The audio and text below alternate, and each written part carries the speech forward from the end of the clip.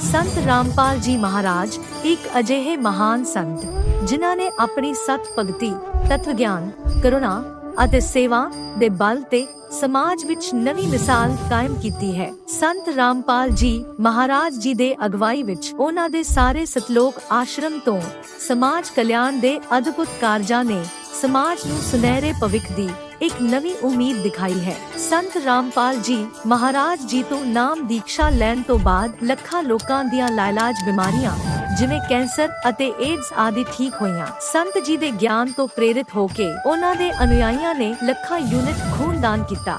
ਸੰਤ ਜੀ ਨੇ ਲੱਖਾਂ ਭੈਣ ਬੇਟੀਆਂ ਦੇ ਦਹੇਜ ਮੁਫਤ ਵਿਆਹ ਕਰਵਾਏ। ਸੰਤ ਜੀ ਨੇ ਲੱਖਾਂ ਲੋਕਾਂ ਦਾ ਨਸ਼ਾ ਛੁਡਾਇਆ, ਕਰੋੜਾਂ ਉਜੜੇ ਪਰਿਵਾਰ ਵਸੇ। ਸੰਤ ਜੀ ਦੇ ਆਸ਼ਰਮਾਂ ਵਿੱਚ ਸਮਾਗਮਾਂ ਦੇ ਦੌਰਾਨ ਨਿਸ਼ੁਲਕ ਅੱਖਾਂ ਦਾ ਇਲਾਜ ਅਤੇ ਦੰਦਾਂ ਦਾ ਇਲਾਜ ਕੀਤੇ ਜਾਂਦੇ ਹਨ। ਸੰਤ ਰਾਮਪਾਲ ਜੀ ਮਹਾਰਾਜ ਵੱਲੋਂ ਸਮੇਂ-ਸਮੇਂ ਤੇ ਵਾਤਾਵਰਣ ਸੰਭਾਲ ਮੁਹਿੰਮ ਦੇ ਤਹਿਤ ਵੱਡੇ ਪੱਧਰ ਤੇ ਰੁੱਖ ਲਗਾਏ ਜਾਂਦੇ ਹਨ। ਸੰਤ ਜੀ ਨੇ ਲੋੜਵੰਦਾਂ ਨੂੰ ਤੁਰੰਤ ਸਹਾਇਤਾ ਪਹੁੰਚਾਉਣ ਲਈ ਮੁਫਤ ਐਂਬੂਲੈਂਸ ਸੇਵਾ ਸ਼ੁਰੂ ਕੀਤੀ। ਸੰਤ ਜੀ ਆਪਣੇ ਅਨੁਯਾਈਆਂ ਨੂੰ ਦੇ ਦਾਨ ਲਈ ਪ੍ਰੇਰਿਤ ਕਰਦੇ ਹਨ, ਜਿਸ ਨਾਲ ਮਾਨਵਤਾ ਦੀ ਸੇਵਾ ਅਤੇ ਸਿਹਤ ਸੇਵਾਵਾਂ ਦੇ ਖੇਤਰ ਵਿੱਚ ਸੁਧਾਰ ਹੋ ਸਕੇ। ਸੰਤ ਰਾਮਪਾਲ ਜੀ ਮਹਾਰਾਜ ਜੀ ਦੇ ਸਾਰੇ ਆਸ਼ਰਮਾਂ ਵਿੱਚ ਹਰ ਰੋਜ਼ ਮੁਫਤ ਭੰਡਾਰਾ ਆਯੋਜਿਤ ਕੀਤਾ ਜਾਂਦਾ ਹੈ, ਜਿੱਥੇ ਹਰ ਧਰਮ, ਹਰ ਵਰਗ ਅਤੇ ਹਰ ਜਾਤ ਦੇ ਲੋਕ ਇਕੱਠੇ ਬੈਠ ਕੇ ਭੋਜਨ ਕਰਦੇ ਹਨ।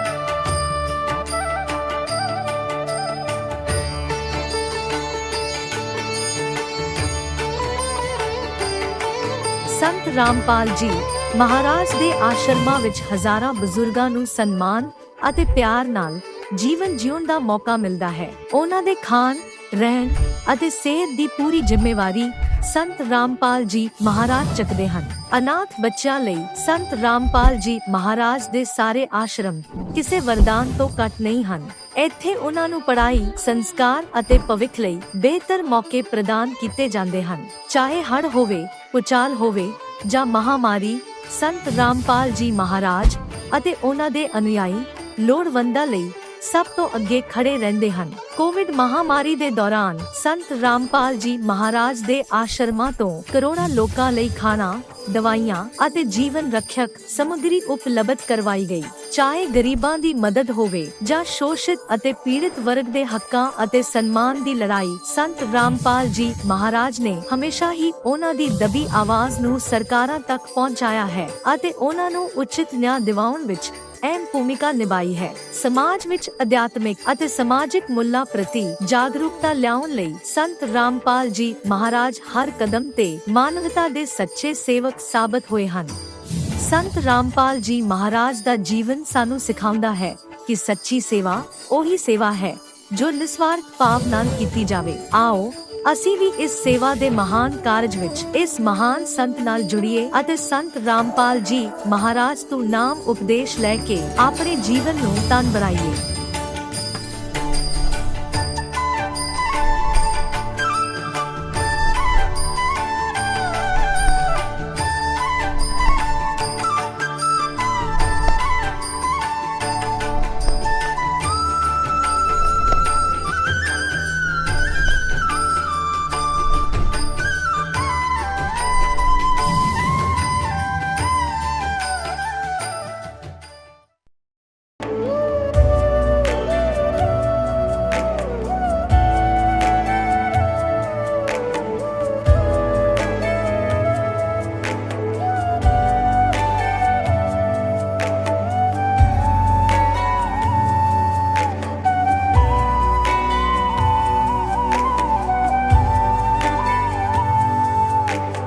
गीता अ18 के श्लोक नंबर 62 में भगवान स्वयं कह रहे हैं कि अर्जुन उस परमेश्वर की शरण में जा जिसकी कृपा से परम शांति व शाश्वत स्थान अर्थात सतलोक को प्राप्त होगा। वो परमेश्वर कौन है, कहां है, कैसा है, जानने के लिए कृपया अवश्य सुनिए जगत गुरु तत्वदर्शी संत रामपाल जी महाराज के अमृत वचन। दर्शकों, क्या आपने कभी सोचा है कि क्यों कुछ लोग संकट के समय बच जाते हैं और कुछ अपनी मृत्यु को प्राप्त हो जाते हैं। आखिर वह कौन सी शक्ति है जो किसी को बचा लेती है और किसी को नहीं? आज हम आपको एक ऐसे व्यक्ति से मिलवाने जा रहे हैं जिनकी कहानी न सिर्फ आपको चौंकाएगी बल्कि आपके दिल को छू लेगी। छत्तीसगढ़ के मुंगेली से आने वाले दिनेश साहू जी, जो पहले एक तांत्रिक थे, अपनी रहस्यमयी शक्तियों से सोना निकालने का दावा करते थे। लेकिन एक दिन खुद दिनेश जी की जिंदगी पर संकट आ गया। मृत्यु का साया उनके सिर पर मंडराने लगा। उन्हें लगने लगा कि अब अंत समीप है, मगर तभी एक चमत्कार हुआ।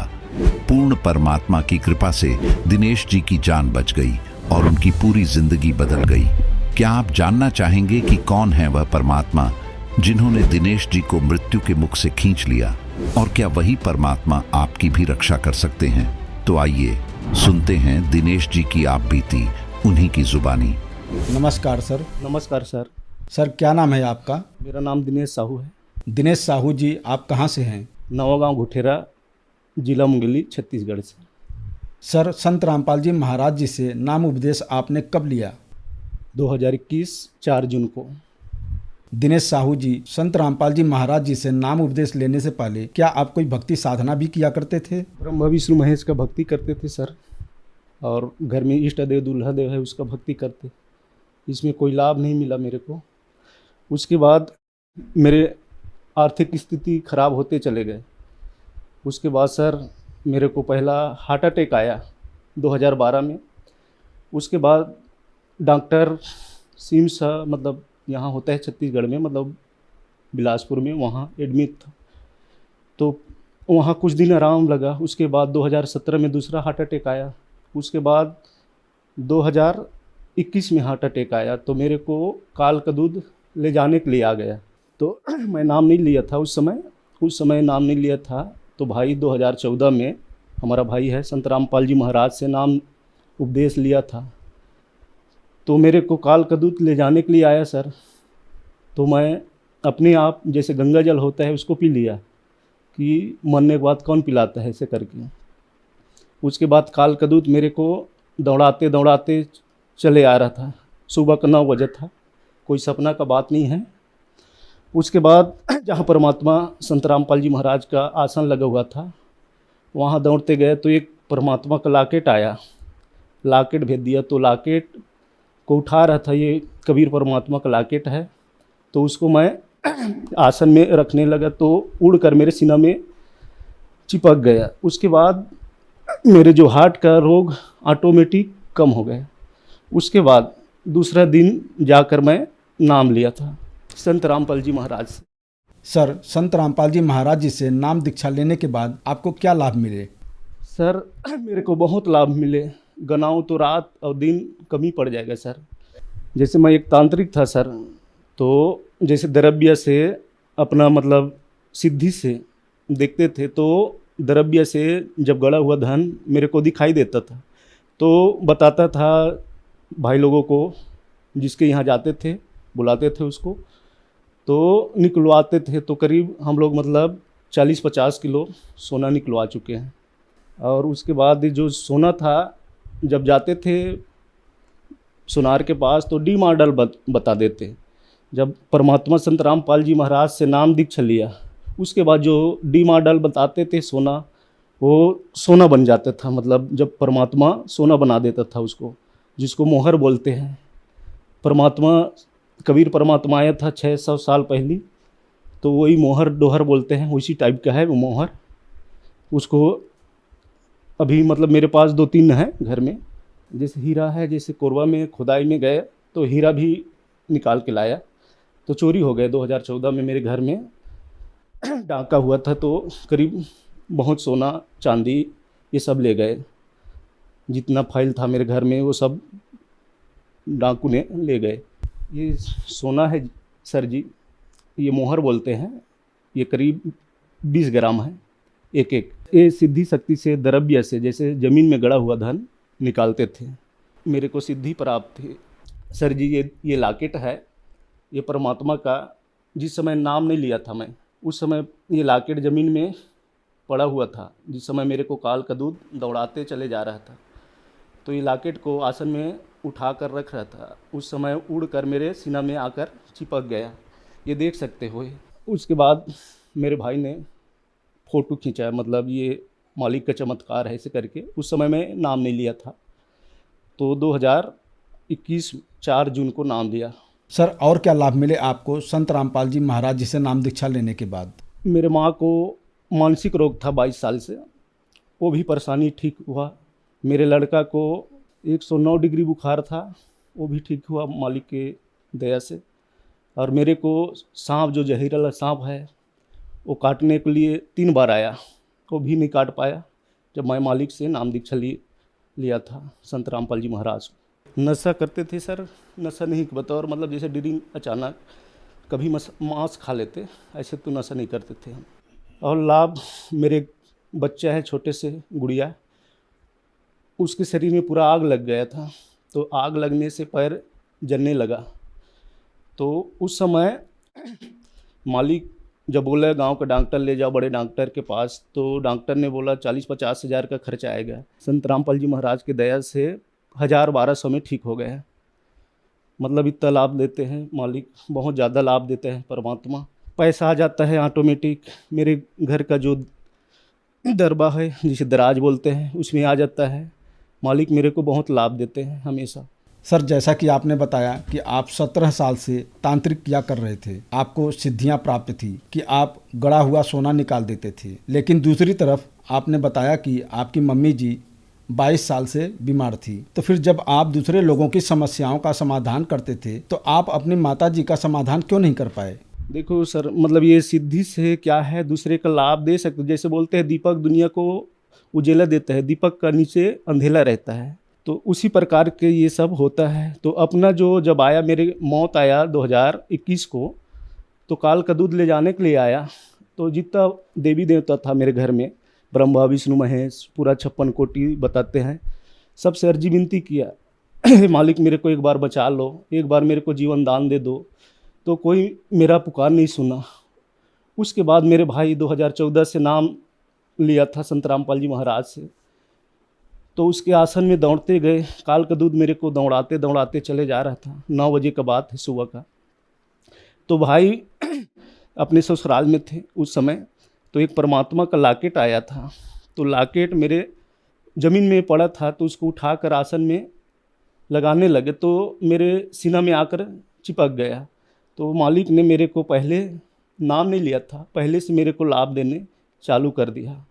नाम दीक्षा लिया 4-5 रोज हुआ था, तो मेरे को संत रामपाल जी महाराज ने सतलोक दिखा कर लाया। तो सतलोक लेकर गया सर, तो सीधा जहाँ कबीर परमात्मा रहता है वहाँ लेकर गया। उसके बाद दंडवत पर नाम किया, तो मालिक ने सतलोक का जो वहाँ जैसे यहाँ का जो मिट्टी है काला है, वहाँ का मिट्टी वाइट कलर का रहता है। जैसे यहाँ का घर 2 मंजिल, किसी का 4 मंजिल, वहाँ का घर सिर्फ सबका एक बराबर रहता है सर। और परमात्मा ने मेरे को उत्तर दिखाया, उसके बाद मेरे को सीधा लाकर छोड़ दिया। सर संत रामपाल जी महाराज से नाम दीक्षा लेने के बाद आपको बहुत सारे लाभ मिले, तो जो दर्शक आज आपको टीवी पर देख रहे हैं और वो भी संत रामपाल जी महाराज जी से नाम उपदेश लेना चाहते हैं, तो कैसे ले सकते हैं? जैसे सर अनेक प्रकार के चैनलों में जैसे संत रामपाल जी महाराज का सत्संग आता है, उसको देखकर नाम दीक्षा ले सकते हैं सर। धन्यवाद जी। सत्साई। अब जगत गुरु तत्वदर्शी संत रामपाल जी महाराज जी के सत्संग के माध्यम से उस अद्वितीय आध्यात्मिक ज्ञान के बारे में जानते हैं, जिसके माध्यम से आप भी प्राप्त कर सकते हैं ऐसे आध्यात्मिक, मानसिक और भौतिक सुख जो अभी तक आपने सिर्फ मीराबाई, ध्रुव, प्रहलाद जैसे कुछ ही भक्तों की जीवन कथा में सुने होंगे। अब सुनिए तत्वदर्शी संत के संग शास्त्र अनुकूल भक्ति सत्संग, ऐसा अद्वितीय आध्यात्मिक ज्ञान जिसका है सर्वधर्मों के पवित्र शास्त्रों में प्रमाण। वेदों को, गीता को, पुराणों को हिंदुओं के साथ जोड़ दिया। चलो हम पहले अपने ही इस भाईचारे को समझो, बंधुओं को, इनको ही समझाएंगे, फिर पूरे विश्व को साथ लेंगे, क्योंकि हम एक पिता की संतान हैं। जीव हमारी जाति है, मानो धर्म हमारा हिंदू, मुस्लिम, सिख, ईसाई, कोई धर्म नहीं है न्यारा। जब हम उस तत्व ज्ञान से परिचित होंगे हमें सब अपने से नजर आएंगे। जैसे आपको बताया कि सन 1398 संवत 1455 जेठ उतरते की पूर्णमासी को सुबह सुबह ब्रह्म मुहूर्त में वो परमात्मा सतलोक से चलकर आए, क्योंकि सतलोक के अंदर परमात्मा का शरीर बहुत तेजोमय है। एक रोमकूप में करोड़ सूर्य मिला दे, करोड़ चंद्रमा, उनके एक रोमकूप की इतनी शोभा है। यानी ये करोड़ सूर्य करोड़ चंद्रमा की रोशनी भी फीकी नजर आवे। यदि वो परमात्मा वह मानव शरीर में है, यदि वो परमात्मा एज इट इज यहाँ आ जा उसी प्रकाश युक्त शरीर में, तो हम उसको देख भी नहीं सकते, हमारी आंखें बंद हो जाए। फिर यहाँ आने का लाभ क्या हुआ? तो वो क्या करता, अपने शरीर को हल्का सरल बनाकर, हल्के तेज पुंज का अपना बना करके हल्का करके, और फिर वो यहाँ हमारे को मिलते हैं। तो ऐसे वो परमात्मा प्रत्येक युग में एक ऐसी लीला करते हैं कि एक बालक रूप धारण करते हैं और किसी सरोवर में कमल के फूल पर आकर विराजमान होते हैं, जिसके कारण उस परमात्मा को नारायण कहते हैं। नार माने जल, आयन माने उस पर आने वाला, उतरने वाला। अब जैसे हमने श्री विष्णु जी को नारायण मान रखा कि शेष नाग की सैया पर सोया था। चलो जो भी जल के ऊपर विश्राम कर ले उसने नारायण तक कह सके हैं, लेकिन अब उनकी सब शक्तियों से परिचित हम होंगे तब पता चलेगा नारायण कौन सा है। तो वहां वो आकर प्रकट होते हैं। तो वहां ऐसे ही प्रकट हुए। पहले थोड़ी सी एक बैकग्राउंड सुनाएंगे। ये नीरू निम्मा कौन थे? ये परमात्मा सत्यपुरुष, ये चारों युगों में आते हैं। सतयुग में इनका सत सुकृत नाम होता है, त्रेता में इनका नाम मुनिंद्र होता है, द्वापर में उस परमेश्वर का नाम करुणामय होता है, और कलयुग के अंदर वो परमात्मा अपना यथार्थ नाम लेकर ही प्रकट होते हैं। कबीर देव, कबीर साहब, कबीर परमात्मा, अल्लाहू अकबर।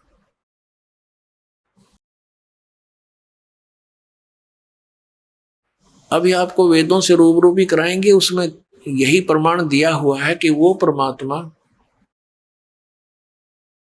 3 प्रकार के शरीर धारण करके 3 प्रकार के शरीरों में रहता है। यानी 3 प्रकार के शरीर से अपने पूरे ब्रह्मांडों की वो देखभाल करता है, धारण पोषण करता है।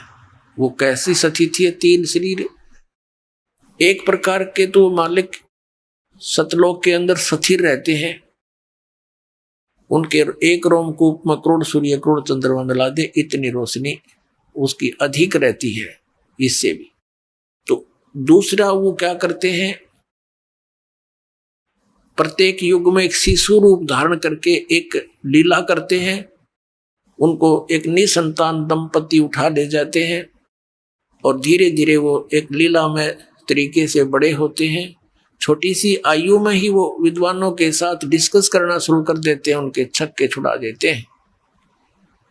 फिर वो बड़ा होते हैं, अपनी अमृत वाणी को बोलकर सुनाते हैं। वो लिपिबद्ध कर दी जाती है, उसको सच्चिदानंद घन ब्रह्म की वाणी अर्थात उसको सुख संवेद बोलते हैं, उसको तत्व ज्ञान भी कहते हैं। और तीसरी स्थिति यह है कि वो जब चाहे कहीं पर भी किसी महात्मा को आकर, संत को, अच्छी आत्मा को मिल आकर के और कभी भी मिल लेते हैं, कोई साधु वेश बनाकर, भक्त संत का भेष बनाकर। ये 3 स्थिति है उस परमात्मा की। तो ये द्वितीय स्थिति यानी शिशु रूप धारण करके आते हैं। तो ये नीरू निमा कौन थे? ये द्वापर के अंदर एक सुदर्शन भक्त हुआ है वाल्मीकि जाति में, और वो परमात्मा जब कबीर साहब करुणामय नाम से आए हुए थे, वो उनका पक्का भगत था, और जिसने उन पांडवों की यज्ञ को संपूर्ण किया था, उस परमात्मा के इस सत भक्ति मंत्र से जो आपको प्राप्त हो रहा है। अब परमात्मा ने उसको ये यथार्थ ज्ञान दिया। सुदर्शन जी ने भगवान से कहा कि प्रभु मेरे माता पिता आपके ज्ञान को स्वीकार नहीं कर रहे हैं और ये बिल्कुल नहीं मानते, इनको समझाने की चेष्टा करो। परमात्मा ने बहुत बार कहा, लेकिन उन्होंने एक नहीं सुनी कि तू कहां से ले आ, विष्णु जी से ऊपर, ब्रह्मा विष्णु महेश से ऊपर भगवान कहां आ गया तेरा, हम नहीं मानते। उनकी मृत्यु होगी। सुदर्शन जी जो थे, सुपद सुदर्शन वाल्मीकि, वो बड़े चिंतित थे। प्रभु ने कहा बेटा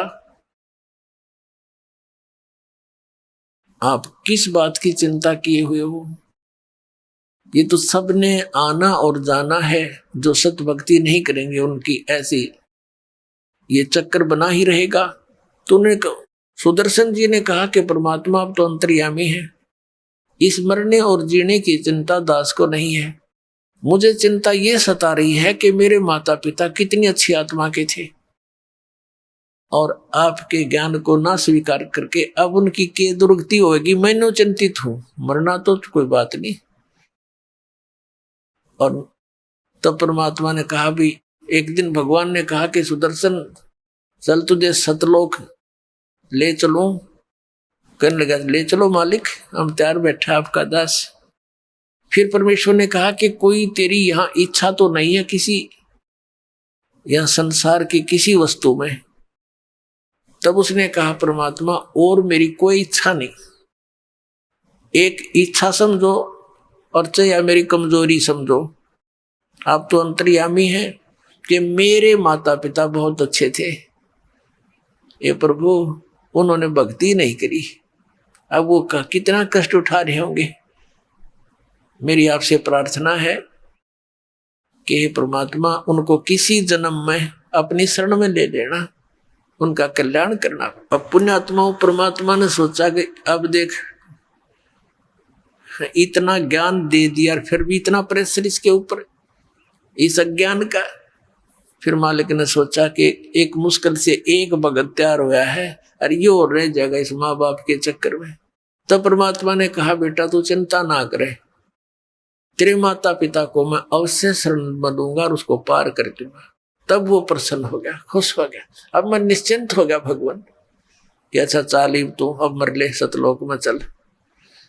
अब उसको सतलोक भेजा तो कहने का भाव ये है, यह भी कमजोरी है हमारी। अंत में जब तक हमारा हृदय यहाँ से कंप्लीटली नहीं हट जाएगा तो हम फिर यहीं आ जाएंगे।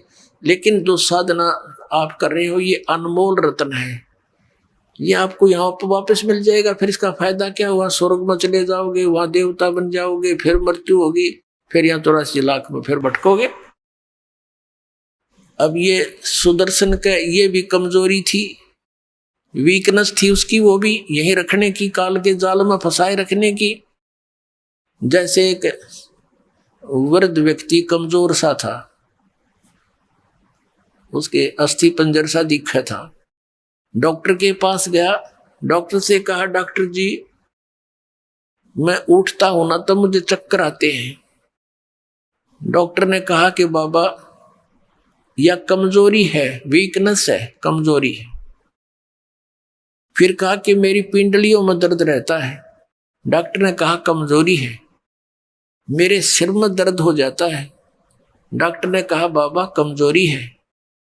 तो वो बाबा जो है बूढ़ा नाराज हो गया और कहने लगा तो डॉक्टर है गम चक्कर, एक के बाद जाना है क्या, कमजोरी है, कमजोरी है, कुछ और भी कहेगा।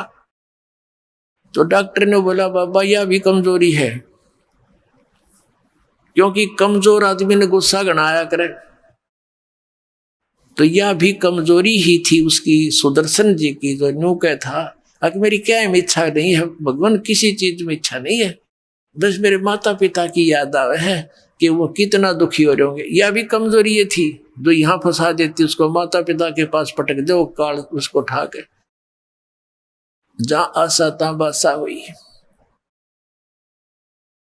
तो पुण्यात्माओं अगले जन्म में वो सुदर्शन जी के माता पिता ब्राह्मण और ब्राह्मणी दोनों का योग हो गया। तो परमात्मा उनको मिले, लेकिन उन्होंने उनकी बात को नहीं माना। 3-4 वर्ष के होके अंतर ध्यान हो गए, वापस फिर नहीं आए। जब परमात्मा ने कहा था तुम नाम ले लो, 3 वर्ष का बालक थे, और उस सुदर्शन की माता पिता वाली आत्मा से कहा कि तुम उपदेश ले लो, और वो नो के हम ये हमारे पास रहे और हमने नो के नाम ले लो, मन गुरु बना लो, देख बेइज्जती करे हमारी। परमात्मा अंतर ध्यान हो गए। वो सारी जीवन रो रो कर काटा न, वो जीवन बहुत बुरी तरह रोते रहे, उनकी तरफ बना दी। ये सचमुच भगवान थे, हमने मानी नहीं उनकी बात। अगले जन्म में वो फिर ब्राह्मण ब्राह्मणी का हो गया, और वो भगवान शिव के उपासक थे। तो गौरी शंकर सरस्वती इनका नाम था। इनका दोनों का फिर योग हो गया पति पत्नी के रूप में। गौरी शंकर जो है ये भगवान शिव के पुजारी थे और बहुत ही नेक आत्मा थे। निस्वार्थ भाव से भगवान शिव की शिव पुराण की कथा करते थे, किसी को मिसगाइड नहीं करते थे अपनी रोजी रोटी के लिए। और कथा में जो भी कोई दान दक्षिणा आ जाती थी उसी से निर्वाह चल रहा था, और शेष जो बच जाता था भोजन से वो भंडारा कर देते थे, संग्रह नहीं करते थे। अब क्या हुआ, अन्य जो दूसरे ब्राह्मण थे वो रोजी रोटी के लिए कथाएं किया करते थे, वहां लोगों ने जाना कम कर दिया। गौरी शंकर के पास उनका समूह ज्यादा हो गया, तो अन्य जो ब्राह्मण थे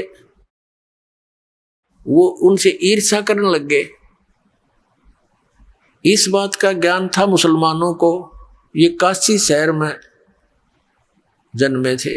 तो मुसलमानों ने सोचा कि ये गौरी शंकर हिंदू धर्म का प्रचार घना कर रहा है, और इसके साथ ये ब्राह्मण है नहीं, और उन गुरुओं के साथ ही जनता होती थी, जो वो कहते थे वही कर देते थे। तो मुसलमानों ने जबरदस्ती बलपूर्वक अपना जूठा पानी उनके कपड़ों पर छिड़क दिया। उस गौरी शंकर सरस्वती के कपड़ों पर घर में उनके मुंह में डाल दिया जबरदस्ती, और कह दिया ये मुसलमान बन गए, मुसलमान बन गए।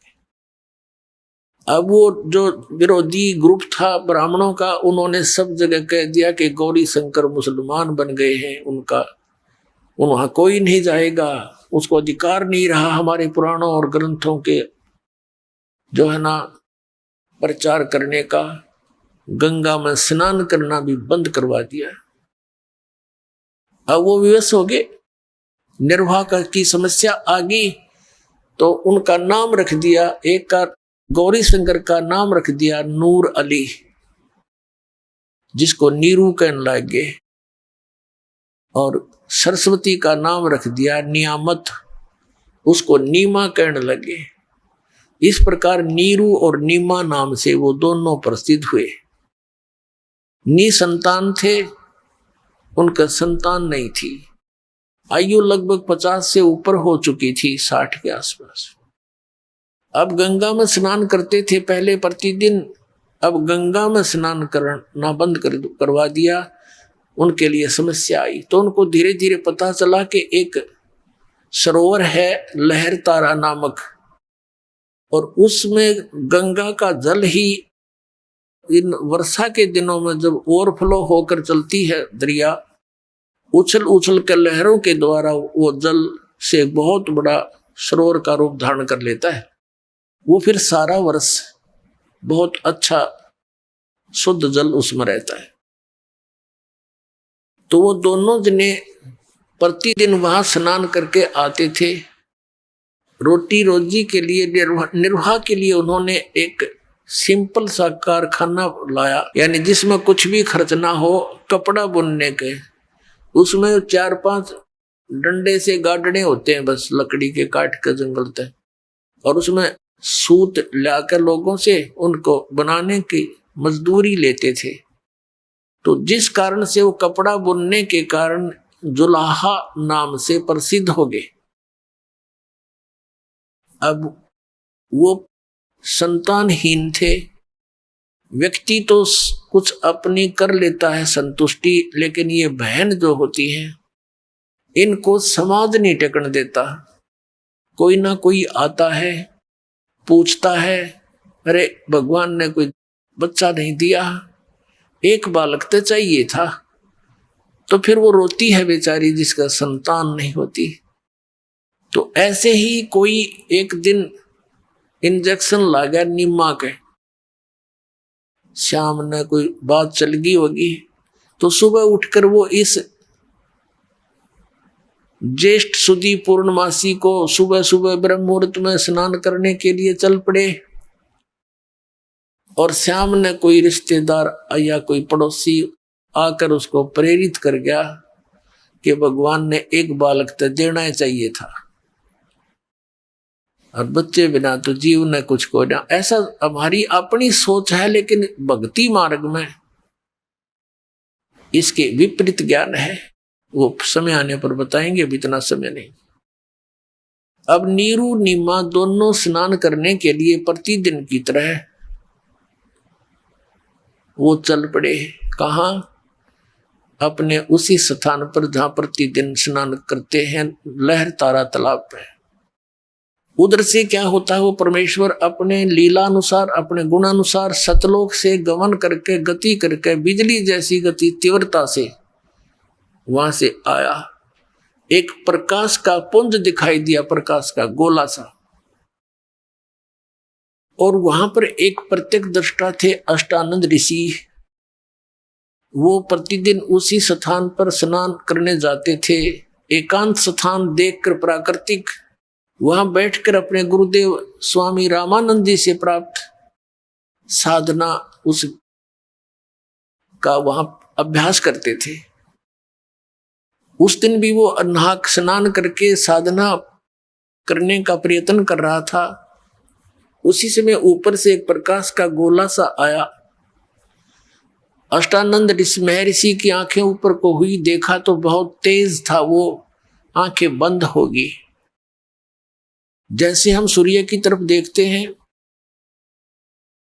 हमारी आंखें सूर्य की तरफ ज्यादा देर नहीं देख सकती, फिर आंखें बंद हो जाती है। बंद आंखों में हम क्या देखते हैं कि सूर्य के आकार का एक धीमा सा गोला सा दिखाई देता है, उसका आकार दिखाई देता है, प्रकाश रहित। तो ऐसे जब अष्टानंद जी की आंखें बंद हुई, प्रकाश को सहन नहीं कर सकी, परमात्मा के प्रकाश को, तो आंखें बंद होगी। आंखें बंद होने से उसने क्या देखा कि कोई शिशु दिखाई देता, बालक। आंखें खोली, क्या देखा कि वो प्रकाश उस लहर तारा तालाब के ऊपर एक कोने में सिमट गया। आगे वो अंधेरा था, देख नहीं सका। अब उसने सोचा ये क्या देखा भगवान, अपने गुरु जी से शंका का समाधान कराऊंगा। वो तो उठकर चला गया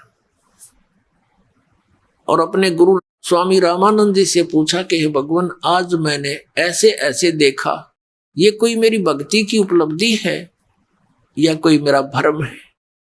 आकाश से प्रकाश का गोला सा आया, आंखें मेरी सहन नहीं कर सकी, बंद हुई तो उसमें एक शिशु रूप दिखाई दिया, बालक का। रामानंद जी को जैसा ज्ञान था, अपने शिष्य की समाधान, शंका का समाधान इस प्रकार किया कि बच्चा, इस तरह के ऊपर से जो प्रकाश के तारे से टूटते हैं, तो ये कोई अवतार लोग आते हैं नीचे, वो किसी माँ के गर्भ में जाएगा और वहां से फिर जन्म लेकर यहाँ कोई लीला करने आया है। ऊपर के लोगों से कोई अच्छी आत्मा या कोई अवतार गण आते हैं, तो ऐसे लक्षण होते हैं। अब अष्टानंद तो संतुष्ट हुआ, क्योंकि गुरु जी जो शंका का समाधान करे वो फाइनल है। अब उधर से क्या हुआ, वो नीरू नीमा आ रहे थे स्नान करने के लिए उसी स्थान पर लहर तारा तालाब में। रास्ते में नीमा को वो बातें याद आई जो शाम के समय किसी बहन ने उसको कुछ छेड़छाड़ कर दी थी, उसको कोई प्रेरणा कर दी थी कि बता, बालक बिना भी कोई जीवन हो से। तो वह ज्यादा दुखी हो रही थी, रोने लगी, हे भगवान, हे भगवान शिव जी, भले ही वो मुसलमान बन गए थे लेकिन भगवान शिव की पूजा हृदय से वो भूल नहीं पाए थे। और कहने लगे, भगवान शंकर, आपके घर में क्या बच्चों की कमी है? इस दासी को भी एक कोई लाल दे देते, कोई बच्चा दे देते, मेरा भी संसार में हिस्सा हो जाता। पता नहीं क्या क्या बात बनावे हैं, मुझे देखकर छुप जाते हैं कि ये तो मनहूस आएगी। न्यू का कवर रोवे बुरी तरह। अब नीरू ने कहा, नीमा, यदि हमारे किस्मत में होता तो भगवान शंकर हमें दे ही देते। अब आंखें खराब ना करें, देखो बच्चा हमारा कोई है नहीं, आंखें तो रो रो कर अंधी हो जाएगी, उंगली पकड़ने वाला बुढ़ापे में कोई है नहीं, तो कुछ विचार विवेक से काम ले, मत रोया कर, चुप हो जा। ऐसे कहते कहते वो लहर तारा तालाब पर आ गई। अब पहले नीमा ने स्नान कर लिया, नीरू बाहर बैठ गया। नीमा स्नान करके बाहर आई, नीरू स्नान करने के लिए फिर लहर तारा तालाब में प्रवेश कर गया। अब ब्रह्म मुहूर्त होता है सुबह का 1.5 घंटा सूर्य उदय होने से पूर्व, और वो 1.5 घंटा ऐसा होता है कि एक बार तो ऐसा अंधेरा दिखेगा, फिर तुरंत ही चांदना रोशनी सी बन जाती है, नो कुछ दिखाई सा खूब दिखाई देने लग जाता है।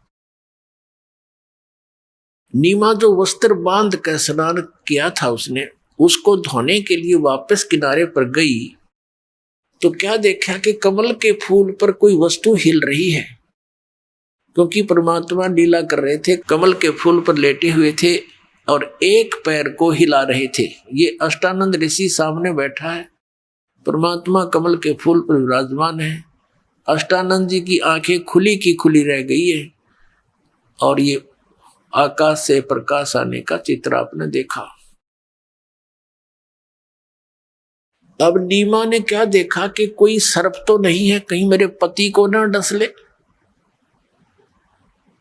जब ध्यान से देखा कि ये तो बालक है, अपने पति को जो साथ में स्नान कर रहा था गहरे पानी में, उसको आवाज लगाई कि जी देखना, देखना ये बालक, देखना ये बच्चा डूबेगा, जल में बच्चा डूबेगा, कमल के फूल पर बालक है। अब नीरू ने सोचा कि या तक कति मेंटल होली बच्चों के मुंह में, और देख अब इसने जल में भी बालक दिखाई देने लगे है। भगवान सद्बुद्धि दो दाता इसको। तो वो कहने लगा स्नान करता करता कि नीमा तू कति पागल होगी। तो उसने कहा कि नहीं जी देखना सचमुच, देखो देखो ये रहा बच्चा डूबेगा। अब नीरू ने देखा कि आज इसकी आवाज में कुछ सच्चाई है। जिधर वो संकेत कर रही थी उधर देखा उसने कि सचमुच एक बालक है। तो उसने आओ देखा ना ताओ देखा, फट उठाया, कमल के फूल से में तोड़ लिया बालक को और अपनी पत्नी को दे दिया। और नीमा इस परमेश्वर को लेकर के बाहर आ गई सरोवर से। अब नीरू नहा रहा था और नीमा ने देखा उस परमात्मा का इतना सुंदर शरीर, इतना सुंदर चेहरा। अपना आत्मा जिस भगवान के नाम लेते हैं रोम रोम खड़े हो जाते हैं। और उस परमेश्वर के लिए दुनिया भक्त भटक रहे हैं, लाखों वर्षों, हजारों वर्षों, सैकड़ों वर्षों तक तपस्याएं कर ली, वो परमात्मा ना मिला। और उस बहन को नीमा की गोदी में बैठा है। अपने आत्मा बर्फ तो दूर से ही ठंड कर देती है और निकट हो जाता, कति गर्मी आसपास नहीं आने दे। तो संसारिक जो दुख उस भगवान की प्रेजेंस में छू मंतर हो जाते हैं। और जब ये टेंशन खत्म हो जाती है तो आत्मा अपने आप को हल्का सा महसूस करती है। तो परमात्मा की उपस्थिति में ये समाप्त हो जाते हैं। तो उस जिस मालिक के नाम लेने आत्मा गदगद हो जाती है और उसको वो माई लाड कर रही है, सीने से लगा रही है, कदे उसका मुंह चूम रही है और शुक्र मना रही है अपने भगवान शंकर का। हे भगवान, हे शंकर भगवान, आज अर्ज करी थी हृदय ते, आज सुन ली मेरी। अब परमात्मा कहते हैं कि जगत का पेखना पेखा और धनी का नाम ना लिखा। वहां नंबर शंकर भगवान के बनने लग रहे हैं और मालिक खुद आ रहे हैं उसके लिए। तो हम ऐसे था हमारे साथ। हम लोकवेद के आधार से जो भी साधनाएं करते थे, जो भी सुख होता था प्रारब्धवश, तो हम अपने भगवानों को क्रेडिट देते थे, ब्रह्मा विष्णु महेश और श्याम जी हनुमान जी को, जबकि ये इनका कोई रोल नहीं प्रारब्ध के अंदर, ना ये सुख दे सकते ना ये दुख दे सकते। अब यहाँ आपको थोड़ी सी अमृत वाणी सुनाते हैं, वो सच्चिदानंद घन ब्रह्म की वाणी। अपने आत्मा आपको परमात्मा की अमृत वाणी सुनाते हैं। 84 बंधन कटे कीनी कल्प कबीरे, 84 बंधन कटे कीनी कल्प कबीरे, भवन चतुर्दश लोक सब ये टूटे जम जंजीरे, अनंत कोट ब्रह्मांड में वो बंदी छोड़ कहाए, सो तो एक कबीरे हैं वो जननी जने नभाए। पुणात्मा, ये इतना लंबा सिलेबस है कि जो दास आज शुरू करना चाहे था, सुनाना चाहा था, वहां तक तो पहुंच ही नहीं पाया है। फिर भी ये सारा ज्ञान मिलकर ही हमें ये हमारा पूरा कोर्स होगा। अब यहां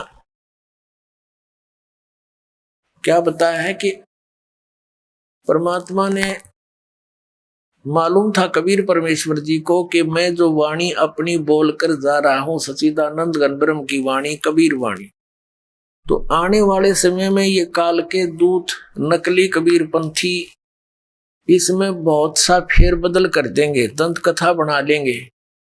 उसकी पूर्ति के लिए उन्होंने आदरणीय गरीबदास साहिब जी को, वो सतलोक से चलकर आए एक साधु रूप में, गांव छुड़ानी जिला जज्जर हरियाणा के अंदर खेतों में गौ चरा रहे थे, वहां मिले। 10 वर्ष के बालक थे आदरणीय गरीबदास साहिब जी।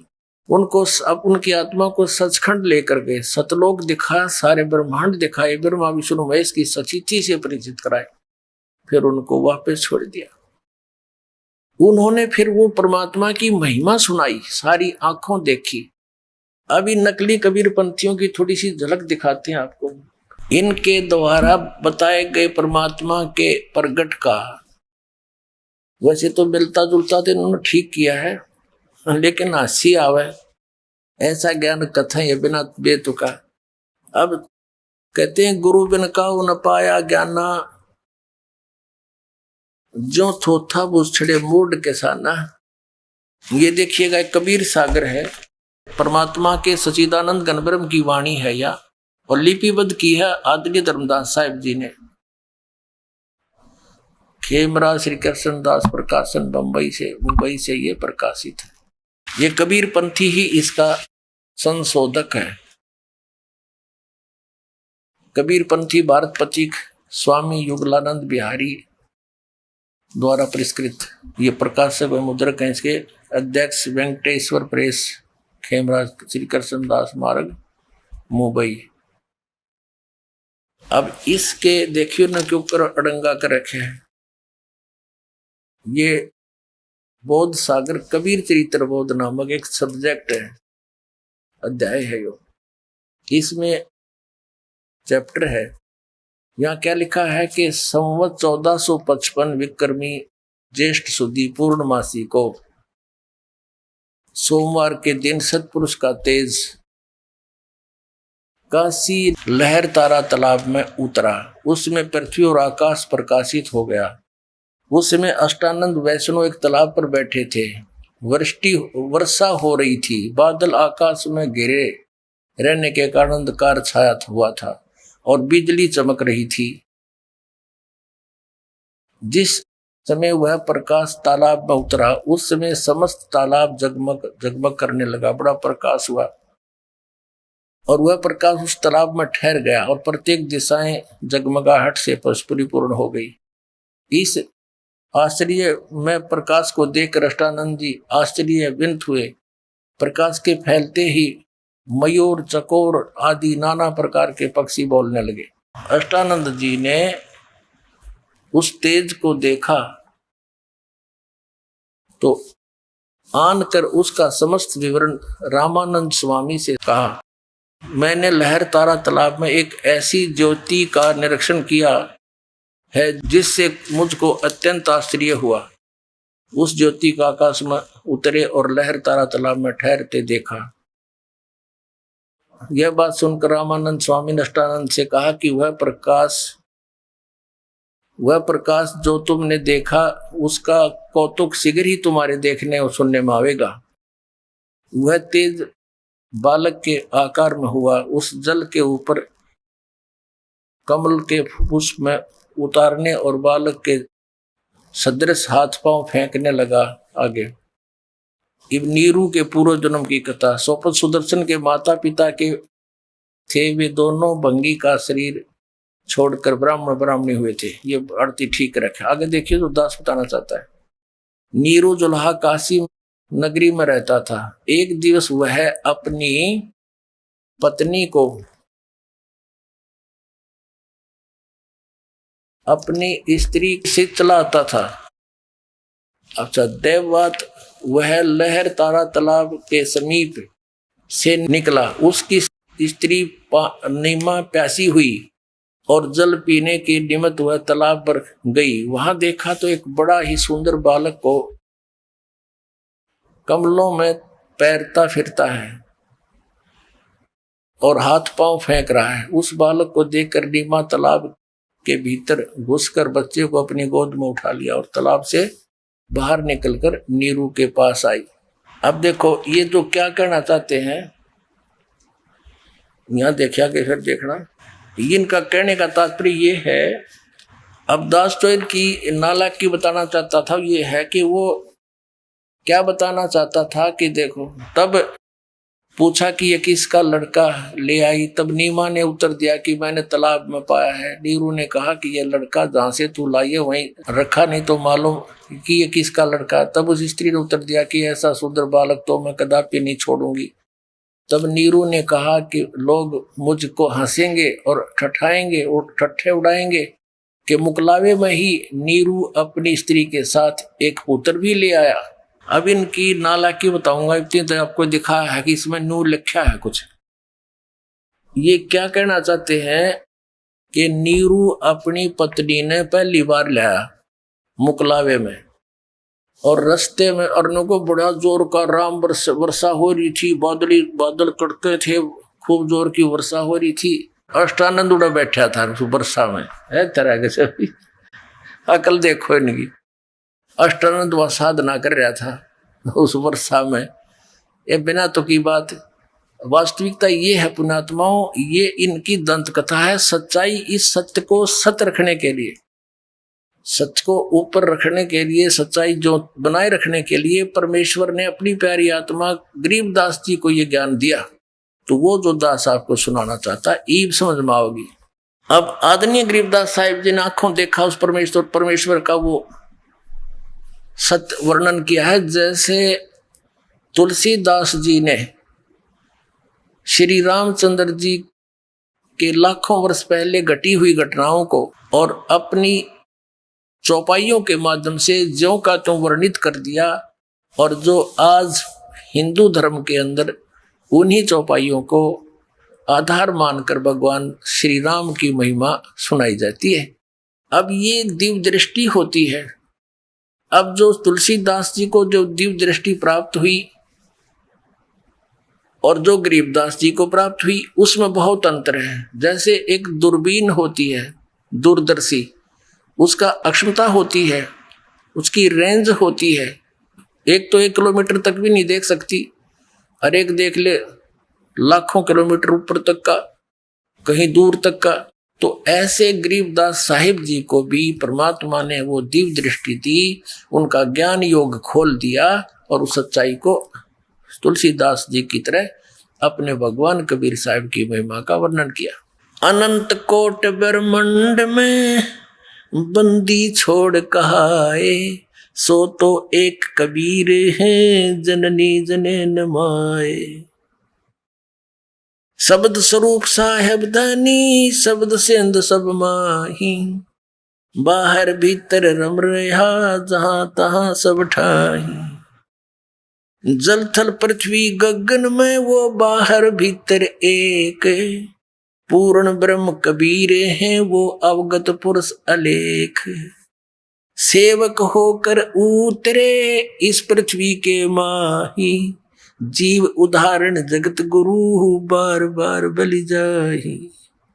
अब आदरणीय गरीबदास साहिब जी क्या कह रहे हैं कि वो दास बनकर आए यहाँ पर, कहते हैं सेवक होकर उतरे, अवतरित हुए, वहां सीधे चलकर आए। वो किसी माता पिता से जन्म नहीं हुआ, उनका मां से जन्म नहीं, सेवक होकर उतरे इस पृथ्वी के मां, और जीव उदाहरण जगत गुरु, हम जीवों का उद्धार करने के लिए वो जगत गुरु माने पूरे विश्व को तत्व ज्ञान देने वाले परमात्मा, वो तत्वदर्शी संत रूप में आए। काशी पूरी कष्ट किया वो उतरे अदर अधारे, अधर अधार जो के तो सीधे आए ऊपर थे अदर थे। और मोमिन को मुजरा हुआ वो जंगल में दीदारे, जंगल में दर्शन हुए लहर तारा तालाब में। कोट किरण शशि भाने सुध ये आसन अदर विमाने, परसत पूर्ण ब्रह्म को शीतल पिंड और प्राणी। कहते हैं कोटि किरण शशि भान सुध आसन अधर विमान, उस परमात्मा का वास्तविक रूप तो वहां पर है। और यहां पर क्या बताते हैं, गोद लिया मुख चूम कर हेम रूप झलकनते, जगर मगर काया करे वो जणु दमक पद्म अनंत। परमात्मा आदरणीय गरीबदास साहिब जी बता रहे हैं, छोटे से बालक रूप में प्रगट परमात्मा कबीर देव जी के शरीर से इतना सुंदर नूर निकल रहा था जैसे करोड़ पद्म चमक रहे हो। उस समय जब नीरू ने अपने हाथों में लिया, फिर उन्होंने अपनी लीला को समेट लिया। अभी आपने सुने संत रामपाल जी महाराज के मंगल प्रवचन। आइए अब सुनते हैं संत रामपाल जी महाराज से नाम दीक्षा लेकर सतभक्ति करके अद्भुत लाभ प्राप्त करने वाले अनुयायी के विचार। नमस्कार जी। सत श्री अकाल जी। ਤੁਹਾਡਾ ਕੀ ਨਾਮ ਹੈ ਜੀ? ਰਾਣਾ ਦਾਸ ਜੀ। ਰਾਣਾ ਦਾਸ ਜੀ, ਤੁਸੀਂ ਕਿੱਥੋਂ ਆਏ ਹੋ? ਪਿੰਡ ਮਹਿਤਪੁਰ, ਤਹਿਸੀਲ ਨਕੋਦਰ, ਜ਼ਿਲ੍ਹਾ ਜਲੰਧਰ, ਪੰਜਾਬ ਤੋਂ। ਰਾਣਾ ਜੀ, ਸੰਤ ਰਾਮਪਾਲ ਜੀ ਮਹਾਰਾਜ ਜੀ ਤੋਂ ਨਾਮ ਦੀਕਸ਼ਾ ਲੈਣ ਤੋਂ ਪਹਿਲਾਂ ਤੁਸੀਂ ਕਿਹੜੀ ਭਗਤੀ ਸਾਧਨਾ ਕਰਦੇ ਸੀ? ਦਾਸ ਨਿਰੰਕਾਰੀ ਮਿਸ਼ਨ ਦੇ ਨਾਲ ਜੁੜਿਆ ਹੋਇਆ ਸੀ। 1988 ਤੱਕ ਉਹਨਾਂ ਤੋਂ ਨਾਮ ਲਿਆ। ਉਸ ਤੋਂ ਬਾਅਦ 2013 ਤੋਂ ਮੈਂ ਛੱਡ ਦਿੱਤਾ ਜੀ। 1988 ਤੋਂ ਲੈ ਕੇ 2013 ਤੱਕ ਤੁਸੀਂ ਨਿਰੰਕਾਰੀ ਮਿਸ਼ਨ ਦੇ ਨਾਲ ਜੁੜੇ ਰਹੇ। ਇਹੋ ਜਿਹਾ ਕੀ ਹੋਇਆ ਵੀ ਤੁਸੀਂ 25 ਸਾਲ ਦੀ ਸਾਧਨਾ ਨਿਰੰਕਾਰੀ ਮਿਸ਼ਨ ਦੀ ਕੀਤੀ ਹੋਈ ਛੱਡ ਦਿੱਤੀ?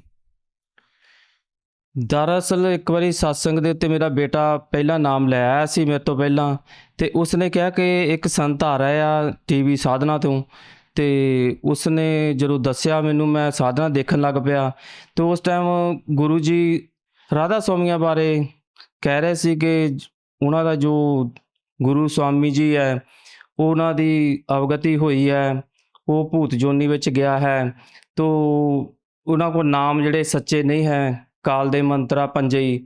ਤੋ ਦਾਸ ਦੇ ਦਿਮਾਗ ਦੇ ਵਿੱਚ ਆਇਆ ਵੀ ਚਲੋ ਠੀਕ ਹੈ, ਇਹ ਵੀ ਸੰਤ ਹੋਣਗੇ, ਪਰ ਕਿਸੇ ਦੇ ਦੂਸਰੇ ਨੂੰ ਰਿਸਪੈਕਟ ਦੇਣਾ ਵੀ ਬਣਦਾ ਵਾ, ਅਤੇ ਉਹਨਾਂ ਦੀ ਬੇਇੱਜ਼ਤੀ ਰਾਧਾ ਸਵਾਮੀ ਦੀ ਕਰੀ ਜਾ ਰਿਹਾ। ਤੋ ਮੈਨੂੰ ਅੱਛਾ ਨਹੀਂ ਸੀ ਲੱਗਾ। ਲੇਕਿਨ ਜਦੋਂ ਬਾਰ-ਬਾਰ ਮੈਂ ਰੋਜ਼ ਡੇਲੀ ਸੁਣਨ ਦਾ ਆਦੀ ਹੋ ਗਿਆ, ਫਿਰ ਪੁਸਤਕ ਗਿਆਨ ਗੰਗਾ ਜਦੋਂ ਪੜ੍ਹੀ ਤਾਂ ਫਿਰ ਮੈਂ ਪੂਰੀ ਪੜ੍ਹੀ, ਔਰ ਰੋਜ਼ ਮੈਂ ਪੜ੍ਹਨ ਲੱਗ ਪਿਆ। ਜਦੋਂ ਪੜ੍ਹਨ ਲੱਗ ਪਿਆ ਤਾਂ ਮੈਨੂੰ ਇਹੋ ਜਿਹਾ ਮੇਰੇ ਅੰਦਰੋਂ ਹੀ ਬਲਬਲਾ ਉੱਠਿਆ ਵੀ ਚੱਲ ਹੁਣ ਬਰਵਾਲੇ ਚੱਲਿਆ ਜਾਵੇ। ਫਿਰ ਇੱਕ ਹੋਰ ਭਗਤ ਸੀ ਨਿਰੰਕਾਰੀ, ਉਹ ਸੇਵਾ ਦਲ ਦਾ ਸੰਚਾਲਕ ਸੀ ਅਸ਼ਵਨੀ ਕੁਮਾਰ ਜੀ, ਮਹਿਤਪੁਰ ਬ੍ਰਾਂਚ ਦਾ ਨਿਰੰਕਾਰੀ ਵਿੱਚ। ਉਸਨੇ ਕਿਹਾ ਵੀ ਤੂੰ ਰੋਜ਼ ਹੀ ਗੱਲਾਂ ਕਰ ਰਿਹਾ ਵਾ ਸੱਤ ਲੋਕ ਦੀਆਂ। ਸੱਤ ਲੋਕ ਤੇ ਅਸੀਂ ਤੇ ਸੁਣਿਆ ਨਹੀਂ, ਤੇ ਸੱਤ ਲੋਕ ਪਤਾ ਨਹੀਂ ਕਿਹੜਾ ਵਾ, ਕਿਉਂਕਿ ਨਿਰੰਕਾਰੀ ਦੇ ਮਿਸ਼ਨ ਦੇ ਵਿੱਚ ਸੱਚਖੰਡ ਦੀ ਸੱਤ ਲੋਕ ਦੀ ਗੱਲ ਨਹੀਂ ਕੀਤੀ ਜਾਂਦੀ, ਕਿਉਂਕਿ ਕਹਿੰਦੇ ਹੋ ਕਿ ਪ੍ਰਮਾਤਮਾ ਜੋ ਨਿਰਾਕਾਰ ਹੈ ਉਸ ਦਾ ਕੋਈ ਆਕਾਰ ਨਹੀਂ, ਰੰਗ ਨਹੀਂ, ਰੂਪ ਨਹੀਂ, ਆਕਾਰ ਨਹੀਂ। ਤੋ ਉਸੇ ਵਿੱਚ ਹੀ ਅਸੀਂ ਬਿਜੀ ਸੀ ਕਿ ਠੀਕ ਆ, ਜੋ ਗੁਰੂ ਨੇ ਕਹਿ ਦਿੱਤਾ ਹੈ ਤੇ ਉਹੀ ਠੀਕ ਹੈ। ਫਿਰ ਉਸਨੇ ਕਿਹਾ ਵੀ ਚੱਲ ਹੁਣੇ ਤਿਆਰ ਹੋ। ਸ਼ਾਮ ਨੂੰ ਅਸੀਂ ਗੱਡੀ ਬੈਠ ਗਏ ਮਹਿਤਪੁਰ ਤੋਂ ਲੁਧਿਆਣੇ ਨੂੰ।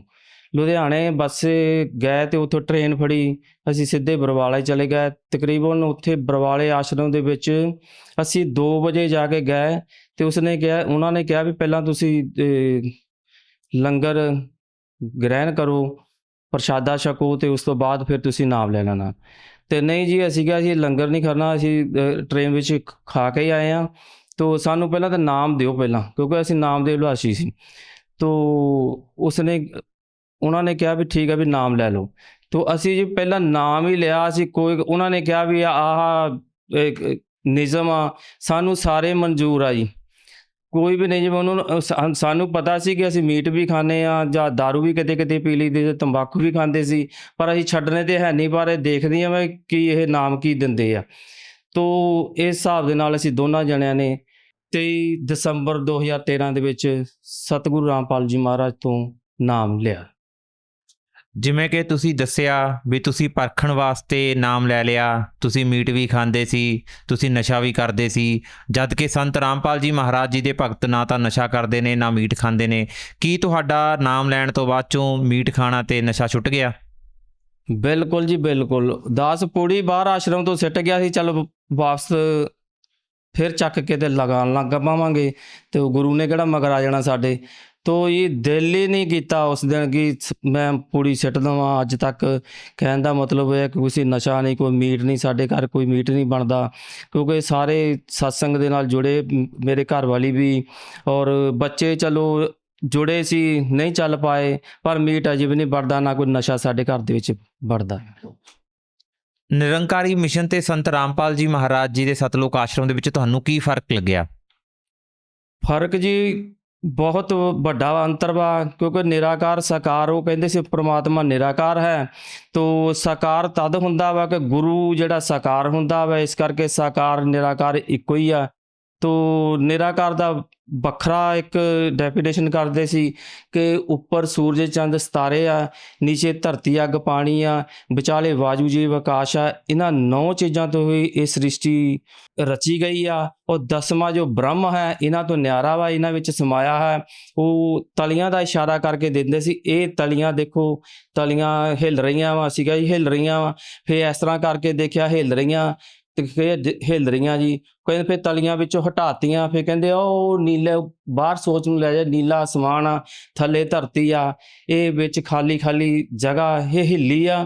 ਕਿ ਅਸੀਂ ਕਹਾਂ ਜੀ ਨਹੀਂ ਹਿੱਲੀ ਹੈ, ਕਹਿੰਦੇ ਇਹੋ ਹੀ ਨਿਰੰਕਾਰ ਹੈ, ਯਾਨੀ ਕਿ ਜਿਹੜਾ ਇਹ ਖਾਲੀ ਜਗ੍ਹਾ ਦੇ ਵਿੱਚ ਅਸੀਂ ਘੁੰਮ ਰਹੇ ਹਾਂ ਨਾ, ਇਹੋ ਹੀ ਨਿਰੰਕਾਰ ਹੈ, ਇਹ ਪ੍ਰਮਾਤਮਾ, ਇਹ ਸਰਵ ਵਿਆਪਕ ਆ, ਇਹ ਹਰ ਥਾਂ ਤੇ ਮਜ਼ਬੂਤ ਆ। ਅਸੀਂ ਪੱਕੇ ਹੋਏ ਆ ਕਿ ਵੀ ਜਿੱਥੇ ਇਹ ਨਾ ਜੰਮਦਾ ਵਾ ਨਾ ਮਰਦਾ ਵਾ, ਨਾ ਇਹਦੀ ਮ੍ਰਿਤੂ ਹੁੰਦੀ ਹੈ, ਆਉਣ ਜਾਣ ਦੇ ਵਸ ਦੇ ਵਿੱਚ ਅਸੀਂ ਜੀ ਪੱਕੇ ਹੋ ਗਏ ਵੀ ਠੀਕ ਹੈ ਇਹੋ ਨਿਰੰਕਾਰ ਆ। ਤੇ ਲੇਕਿਨ ਬਾਅਦ ਦੇ ਵਿੱਚ ਜੋ ਸਤਿਗੁਰੂ ਰਾਮਪਾਲ ਜੀ ਮਹਾਰਾਜ ਦਾ ਨਾਮ ਲਿਆ, ਫੇਰ ਪਤਾ ਲੱਗਾ ਕਿ ਪ੍ਰਮਾਤਮਾ ਜੋ ਪਰਮੇਸ਼ਰ ਹੈ ਉਹ ਤੇ ਕਬੀਰ ਸਾਹਿਬ ਹੈ। ਤੋ ਫਿਰ ਸਾਕਾਰ ਨਿਕਲਿਆ, ਤੋ ਫਿਰ ਅਸੀਂ ਉੱਥੋਂ ਛੋੜ ਕੇ ਜੀ ਅੱਜ ਤੱਕ ਹੁਣ ਤੱਕ ਸਤਿਗੁਰੂ ਰਾਮਪਾਲ ਜੀ ਦੇ ਸ਼੍ਰੀ ਚਰਨਾਂ ਦੇ ਨਾਲ ਜੁੜੇ ਹਾਂ ਔਰ ਖੁਸ਼ੀਆਂ ਤੇ ਆਨੰਦ ਪ੍ਰਾਪਤ ਕਰ ਰਹੇ ਹਾਂ। ਭਗਤ ਸਮਾਜ ਨੂੰ ਕੀ ਸੰਦੇਸ਼ ਦੇਣਾ ਚਾਹੁੰਦੇ ਹੋ?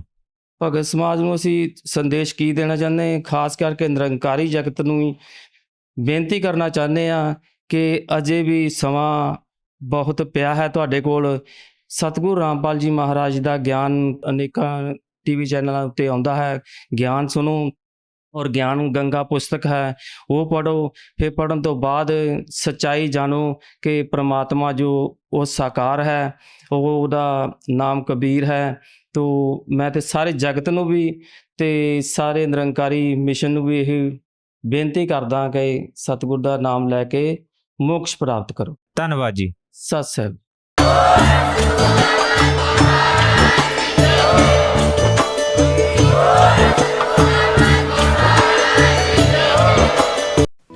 आप सुन रहे थे जगत गुरु तत्वदर्शी संत रामपाल जी महाराज के मंगल प्रवचन। अधिक जानकारी के लिए संपर्क करें।